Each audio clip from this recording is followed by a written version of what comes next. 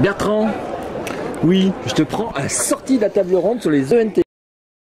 Une table ronde sur les ENT à Ludovia, donc tu étais le modérateur de tout ça. oui.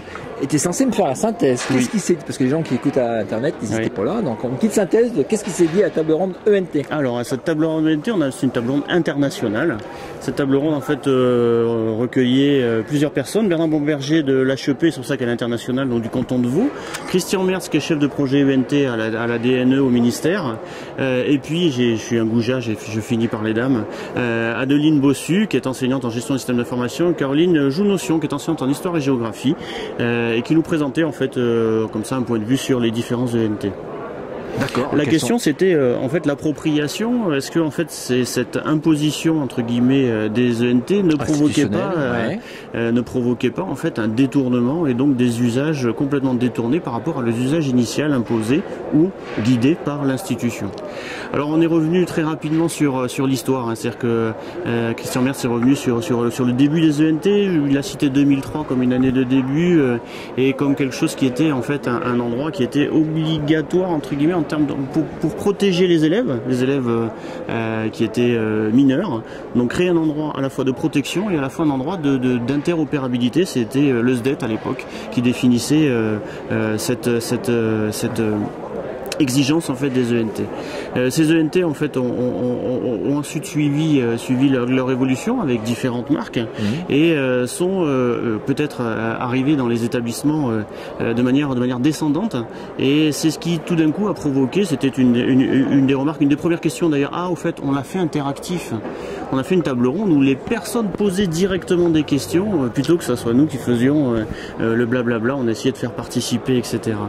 Et donc Caroline Jounotion nous a rappelé et puis nous a dit a pris témoignage en fait de ce qui est un enseignant aujourd'hui qui entre guillemets se sent obligé d'utiliser un ENT, contraint, forcé.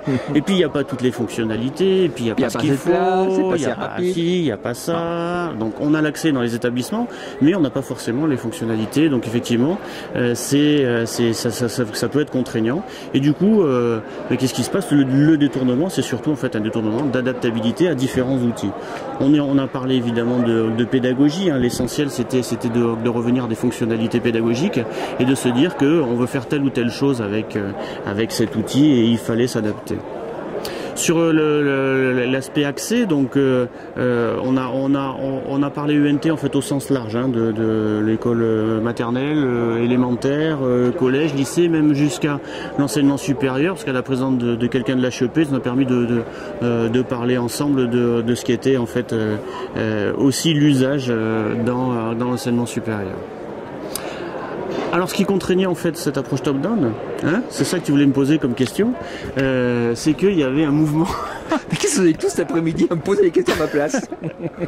Il y a un mouvement en fait des enseignants et donc aussi peut-être des usagers, alors usagers au sens usagers de nos organisations, autrement dit nos enseignants, nos collègues, de vouloir en fait s'approprier ces environnements numériques de travail et qui sont pas forcément à leur goût.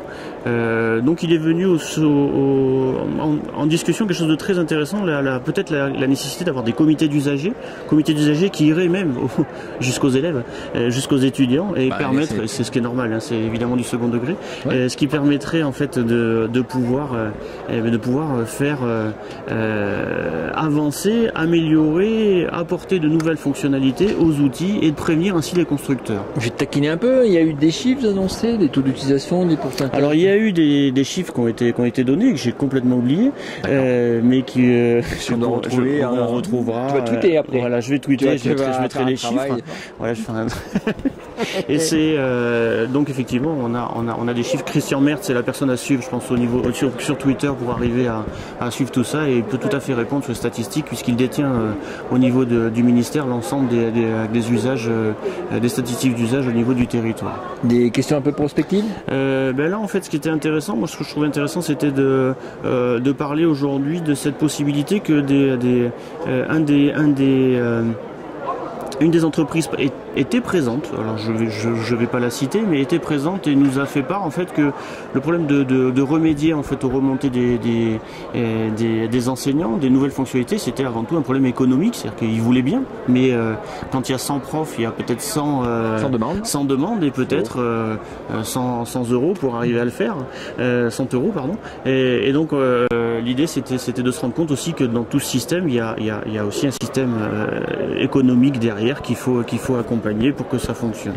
Et ce que j'ai trouvé un modèle open source, moi je lance des trucs comme ça. Open source, c'est vrai, pourquoi pas, pourquoi pas. On n'a pas cité de marque, je vois très bien de quoi tu parles, mais on n'a pas forcément cité de marque, et c'est vrai que le modèle open source, le problème c'est la maintenance. Alors la maintenance de ces choses-là aujourd'hui est un problème épineux, puisque celui qui décide, c'est entre guillemets l'État, l'éducation nationale, et celui qui paye, c'est les collectivités, et donc on a un problème épineux, et le meilleur exemple qui a été cité, c'est le rapprochement bientôt du cycle 3 avec CM1, CM2 et puis 6e, et qui va nous poser un vrai problème, de qui paye l'ENT, qui va être capable de faire tout du sol au plafond de l'école, donc du fin de cycle de primaire au collège. Merci. Merci Bertrand. Merci, au revoir. Faut faire court là. Merci Bertrand. À la Merci, prochaine. au revoir.